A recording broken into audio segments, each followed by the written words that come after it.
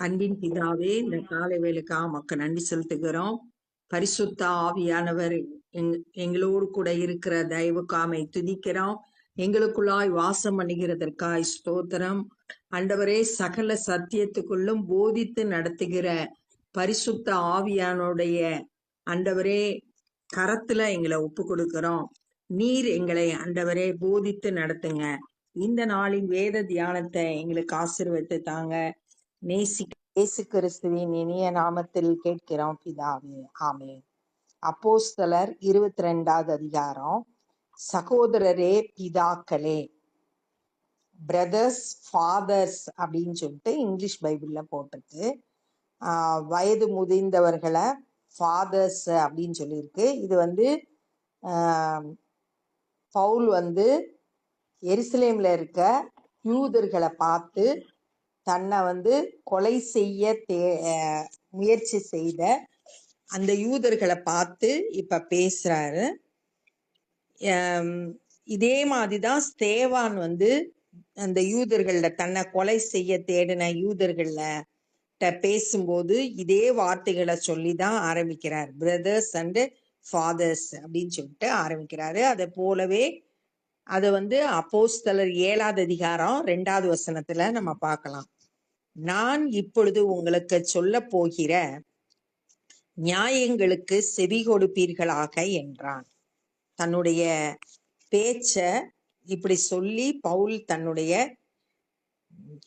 நான் சொல்ல போற நியாயங்களை, சரியான காரியங்களை கேளுங்க அப்படின்னு சொல்லிட்டு ஆரம்பிக்கிறான். அவன் எபிரேயு பாஷையிலே தங்களுடனே பேசுகிறதை அவர்கள் கேட்ட பொழுது அதிக அமைதலாய் இருந்தார்கள். அந்த காமன் பீப்புள் பேசுற மொழி எபிரேய மொழி, எல்லாருக்கும் புரியும். சாதாரண மக்களும் புரிந்து கொள்ளக்கூடிய எபிரேய பாஷையில பவுல் பேசுறதுனால எல்லாரும் அமைதியா அவன் சொல்றத கவனிச்சு கேட்டாங்க. அப்பொழுது அவன், நான் யூதன், சிலிசியா நாட்டில் உள்ள தரிசு பட்டணத்திலே பிறந்து இந்த நகரத்திலே கமாலியேலின் பாதத்தருகே வளர்ந்து. நான் யூதன், தரிசு பட்டணத்துல பிறந்தேன். ஆனா எருசலேம்ல இருக்கிற கமாலியேல்ன்றவரோட பாதத்தருகே வளர்ந்தேன் அப்படின்னு சொல்லியிருக்கு, சொல்லப்பட்டிருக்கு. இது அப்போஸ்தலர் 5வது அதிகாரம் 34வது வசனத்துல இந்த கமாலியேல் கணம் பெற்ற நியாய சாஸ்திரி அப்படின்னு சொல்லிட்டு இருக்கு. ஃபேமஸான நியாய பிரமாணத்தை போதிக்கிற ஒரு டீச்சர். அவர்கிட்ட இவர் படிச்சிருக்காரு பவுல்.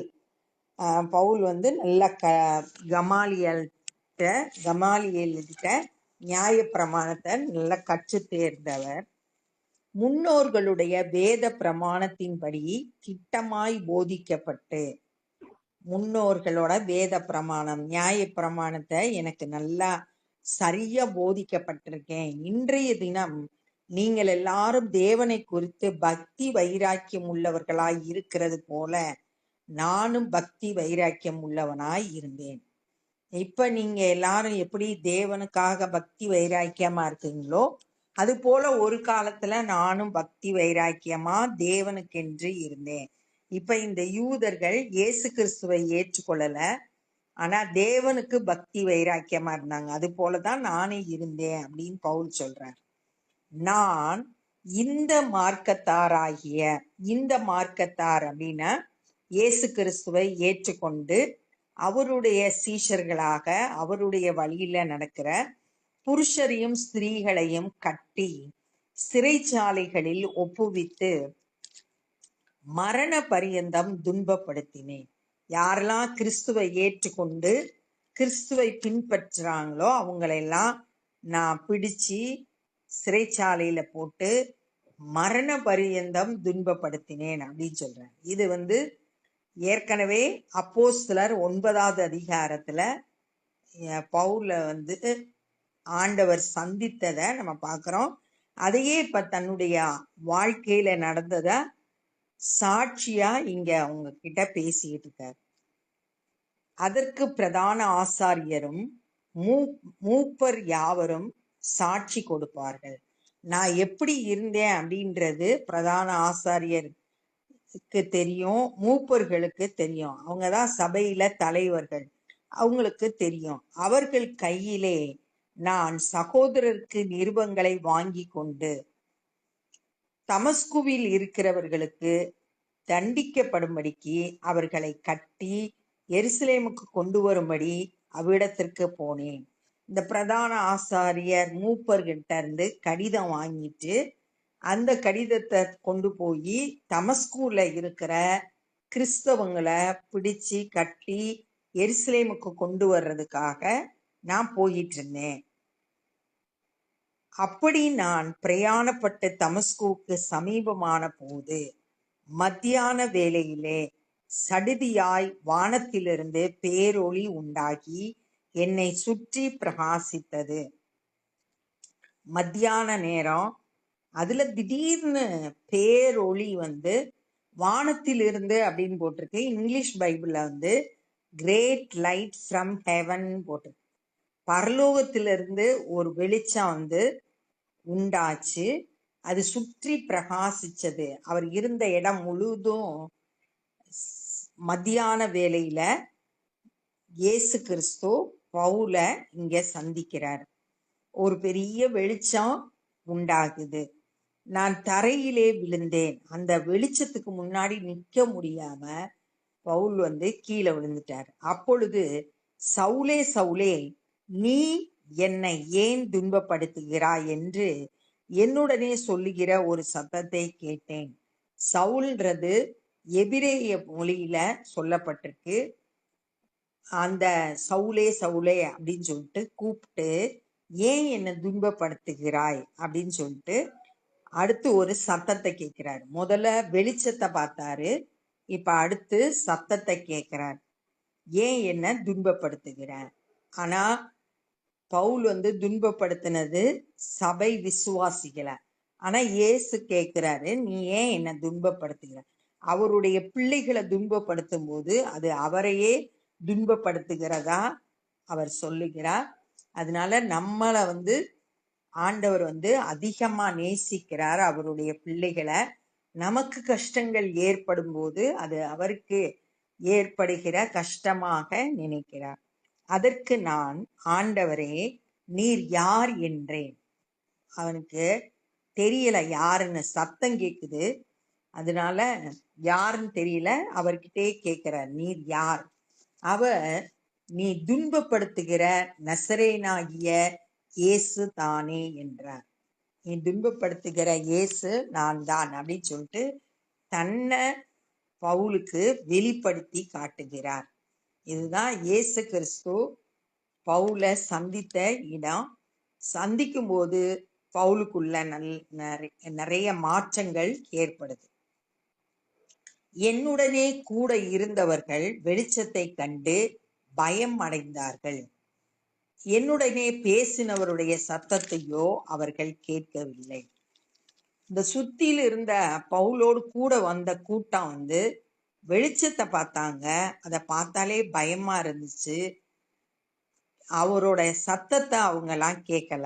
சத்தம் பவுலுக்கு மட்டும்தான் கேட்கப்பட்டது. இது தனிப்பட்ட முறையில இயேசு கிறிஸ்து பவுலை சந்திச்சதுனால அந்த சத்தம் பவுலுக்கு மட்டும்தான் கேட்டுச்சு. அப்பொழுது நான், ஆண்டவரே நான் என்ன செய்ய வேண்டும் என்றேன். தன்னை முழுவதுமா தாழ்த்தி ஆண்டவருடைய கரத்துல அர்ப்பணிச்சு உடனே அவர் கேட்கிறாரு, நான் என்ன செய்யணும்? தேவனுடைய சித்தம் என்ன, என்ன குறிச்சு என்ன சித்தம், நான் என்ன செய்யணும் அப்படின்னு சொல்லிட்டு தன்னை ஆண்டவருடைய சித்தத்துக்கு அர்ப்பணிக்கிறான். நான் என்ன செய்ய வேண்டும் என்றேன். அதற்கு கர்த்தர், நீ எழுந்து தமஸ்குவுக்கு போ, நீ செய்யும்படி நியமிக்கப்பட்டதெல்லாம் அங்கே உனக்கு சொல்லப்படும் என்றார். நீ எழுந்து தமஸ்குல போனேன்னா நீ என்னெல்லாம் செய்யணும் அப்படின்னு தேவ திட்டம் இருக்கோ, நியமிக்கப்பட்டு இருக்கோ, தேவனால நியமிக்கப்பட்டு இருக்கோ, அதெல்லாம் அங்க உனக்கு சொல்லப்படும் அப்படின்னு சொல்றார். அந்த ஒளியின் மகிமையினாலே நான் பார்வையற்று போனபடியால், அந்த வெளிச்சம் பிரகாசித்த அந்த வெளிச்சத்துல அந்த ஒளியின் மகிமையில நான் பார்வையற்று போனபடியால், அந்த வெளிச்சத்தை பார்க்க முடியாதபடிக்கு மகிமையான அந்த வெளிச்சத்தினால எனக்கு கண் பார்வை இல்லாம போயிடுச்சு. என்னோடு இருந்தவர்களால் கைலாகு கொடுத்து வழி நடத்தப்பட்டு தமஸ்குவுக்கு வந்தேன். அப்படியே என்னை கையை பிடிச்சு கூட்டிட்டு வந்தாங்க. நான் தமஸ்குவுக்கு வந்தேன். அப்பொழுது வேத பிரமாணத்தின்படியே பக்தி உள்ளவனும் அங்கே குடியிருக்கிற சகல யூதரிலும் நல்லவன் என்று சாட்சி பெற்றவனுமாகிய அனனியா என்னும் ஒருவன், நியாயப்பிரமாணத்தை கை கொள்றபடி பக்தி உள்ளவன், நல்லவன்னு எல்லா யூதர்களும் சொல்லக்கூடிய நற்சாட்சி பெற்ற அனனியா அப்படின்னு சொல்லிட்டு சொல்லப்பட்டிருக்கு. இந்த அனனியா என்னிடத்தில் வந்து நின்று, சகோதரனாகிய சவுலே பார்வை அடைவாயாக என்றான். அந்த அனனியாட்ட ஆண்டவர் பேசுறது எல்லாம் அப்போஸ்தலர் 9வது அதிகாரத்துல நம்ம வாசிக்கலாம். அவர் முதல்ல நான் போக மாட்டேன், ஏன்னா சவுல் சபையை துன்பப்படுத்துகிறவன் அப்படின்னு சொல்லிட்டு பயந்து கேட்கும்போது, இல்ல சவுல் இப்ப என்னுடைய சித்தத்தை நிறைவேற்றக்கூடியவனா, நான் தெரிந்தெடுத்த பாத்திரம் அப்படின்னு ஆண்டவர் பேசி அனனியாவை படுத்தி அனுப்புனதுனால இங்க வந்திருக்காரு. நீ பார்வை அடைவாயாக அப்படின்னு சொன்ன உடனே அந்த நேரமே நான் பார்வை அடைந்து அவனை ஏறெடுத்து பார்த்தேன். உடனே பார்வை கிடைச்சிருச்சு. அனனியா சொன்ன மாத்திரத்துல பார்வை உண்டாச்சு. அப்பொழுது அவன், நம்முடைய முன்னோர்களின் தேவனுடைய திருவுளத்தை நீ அறியவும், நீதிபரரை தரிசிக்கவும், அவருடைய திருவாய் மொழியை கேட்கவும் அவர் உன்னை முன்னமே தெரிந்து கொண்டார். இங்க அனனியா மூலம் பவுலை ஏன் ஆண்டவர் தெரிந்தெடுத்திருக்கார் அப்படின்னு சொல்லிட்டு 3 காரியம் இங்க சொல்லப்பட்டிருக்கு. ஒண்ணு, தேவனுடைய திருவுள சித்தத்தை நீ அறியவும், வில் ஆஃப் காட், தேவனுடைய சித்தம் என்ன அப்படின்றத அறிந்து கொள்ளணும். அறிந்தாதான் அதை செயல்படுத்த முடியும். நம்மளும் கூட நம்மளோட வாழ்க்கையில தேவன் என்ன சித்தம் வச்சிருக்காரு அப்படின்றத அறிந்து செயல்படணும். முதல்ல தேவ சித்தத்தை அறியணும். 2வது, நீதிபரரை தரிசிக்கவும், இயேசு கிறிஸ்துவை தரிசிக்கணும், பார்க்கணும். எப்ப வேத வசனம் என்ன சொல்லியிருக்குன்னா, பரிசுத்தம் இல்லாமல் ஒருவரும் தேவனை தரிசிக்க முடியாது அப்படின்னு சொல்லியிருக்கு. நம்ம பரிசுத்தம் உள்ளவர்களா தேவனை வாஞ்சையோடு நம்ம தேடும் போது அவரை நம்ம தரிசிக்கலாம். தரிசிக்கவும், அவருடைய திரு வாய் மொழியை கேட்கவும், அவர் சத்தத்தை கேட்கவும், அவர் என்ன பேசுறாரோ அதை கேட்கணும். நம்ம கண்ணால பார்க்கணும் அவரை, நம்மளோட காதுகள்ல அவருடைய சத்தத்தை கேட்கணும். அதற்காக அவர் உன்னை தெரிந்தெடுத்தார். அப்ப 3 காரியம். ஒண்ணு, தேவனுடைய திட்டம் என்னன்னு அறிந்து கொள்ளணும், அவரை பார்க்கணும், அவருடைய சத்தத்தை கேட்கணும். இதற்காக உன்னை ஆண்டவர் தெரிந்தெடுத்திருக்காரு அப்படின்னு சொல்றாரு. அப்ப இந்த நாள்ல நம்ம என்ன கற்றுக்கொண்டோம்னா, அங்க இருக்கிற யூத ஜனங்கள்கிட்ட பவுல் பேசுறத தியானிச்சோம். அவங்களோட எபிரேய பாஷையில பேசினதுனால எல்லாரும் அமைதியா கவனிச்சாங்க. தான் எப்படி தன்னுடைய வாழ்க்கையை பத்தி பவுல் பேசுறாரு. நான் யூதன், கமாலியலுடைய பாதத்துல கற்று தேர்ந்தவன், நியாயப்பிரமாணத்தை கற்று நான் ரொம்ப தேவனுக்கு பக்தி வைராக்கியம் உள்ளவனா இருந்தேன். கிறிஸ்தவங்களை கட்டி சிறையில போட்டு துன்பப்படுத்தினேன். எருசலேம்ல இருந்து பிரதான ஆசாரியரிடத்தை மூப்பரிடத்துல கடிதம் வாங்கிட்டு தமஸ்குவுக்கு போய் அங்க இருக்கிற கிறிஸ்தவங்களை கட்டி எருசலேமுக்கு கொண்டு வரும்படியா போனேன். போற வழியில ஒரு பேரொளிய சந்திச்சேன். சுத்திலும் பிரகாசித்தது. அப்ப ஒரு சத்தத்தை கேட்டேன், சவுலே சவுலே என்னை ஏன் துன்பப்படுத்துகிறாய் அப்படின்ற சத்தத்தை. அப்ப பவுல் கேட்கிறாரு, ஆண்டவரே நீர் யாருன்னு கேட்ட உடனே, நான் தான் நீ துன்பப்படுத்துகிற இயேசு அப்படின்னு சொன்னாரு. அவனுடைய அந்த பிரகாசமான உடனே கேட்கிறாரு, நான் என்ன செய்ய வேணும் அப்படின்னு கேட்டவுடனே, நீ எழுந்து தமஸ்குக்கு போ, நீ என்ன செய்யணும்ன்றது அங்கு உனக்கு சொல்லப்படும் சொல்றாரு. அந்த பேரு ஒளியினால, அந்த மகிமையான வெளிச்சத்தினால இவருடைய கண் பார்வை இழந்துட்டாரு. கூட வந்தவங்க கை பிடிச்சிட்டு கூட்டிட்டு போனாங்க. அந்த நேரத்துல கூட இருந்தவங்க எல்லாம் வெளிச்சத்தை மட்டும்தான் பார்த்தாங்க. அந்த சத்தம் பவுலுக்கு மட்டும்தான் கேட்டுச்சு. அது தனிப்பட்ட முறையில ஆண்டவர் பவுலோடு பேசினாரு. அதுக்கப்புறம் அனினியான்ற ஒரு பக்தி உள்ள யூதன் அவரை சந்திக்கிறாரு. நீ பார்வை அடைவாயாகன்னு சொன்ன உடனே பார்வையை பெற்றுக்கொண்டா. 3 காரியத்தை அனனியா தேவன் எதற்காக பவுலை தெரிந்தெடுத்தார்ன்றத அவருக்கு சொல்றாரு. 1, தேவனுடைய சித்தத்தை அறியணும், இயேசு கிறிஸ்துவை தரிசிக்கணும், அவருடைய சத்தத்தை கேட்கணும், இதற்காக உன்னை தெரிந்து கொண்டார் அப்படின்னு பேசுறத இந்த நாள்ல தியானிச்சோம். இப்ப நம்ம ஜெபம் பண்ண போறோம். அன்பின் பிதாவே, இந்த நாள்ல நாங்க கற்றுக்கொண்ட அந்த வேத பகுதிக்காய் நன்றி செலுத்துகிறோம். ஆண்டவரே, எங்களுடைய வாழ்க்கையிலையும் உம்முடைய சித்தம் என்னன்றதை அறிந்து அதை ஒவ்வொரு நாளும் செயல்படுத்துகிறவர்களாய் காணப்பட கிருபை செய்யுங்க. உம்மை தரிசிக்க ஆண்டவரே அப்பா ஒவ்வொருவருக்கும் கிருபை தாங்க. ஆண்டவரே, நீர் யார் என்பதை அறிந்து கொள்ள எங்களுக்கு இன்னும் அதிகமான கிருபை கிடைத்தாங்க. ஆண்டவரே, நீங்க பேசுகிற சத்தத்தை ஒவ்வொரு நாளும் கேட்கணும். என் ஆடுகள் என் சத்தத்தை கேட்டு எனக்கு பின் செல்லுகிறது என்று சொல்லி இருக்கிறேன். உம்முடைய சத்தத்தை அறிந்தவர்களாய் உமக்கு பின் செல்லுகிற ஆடுகளாய் இந்த காலை வேளையில எங்களை அர்ப்பணிக்கிறோம். இந்த நாள்ல சுவிசேஷ பணியை செய்கிற ஒவ்வொருவரையும் உம்முடைய வல்லமையினால் நிரப்பி பயன்படுத்துங்க. அநேகர் சத்தியத்தை அறிந்து உள்ளான மாற்றத்தை பெற்றுக்கொள்ள உதவி செய்யுங்க.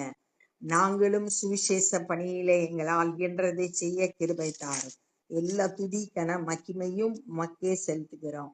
நேசிக்கிற இயேசு கிறிஸ்துவின் இனிய நாமத்தில் கேட்கிறோம் பிதாவே, ஆமென். என் ஆத்துமாவே கர்த்தரை ஸ்தோத்திரி, என் முழு உலமே பரிசுத்த நாமத்தை ஸ்தோத்திரி. என் ஆத்துமாவே கர்த்தரை ஸ்தோத்திரி, கர்த்தர் செய்த சகல உபகாரங்களை மறவாதே. ஆமென். God bless you.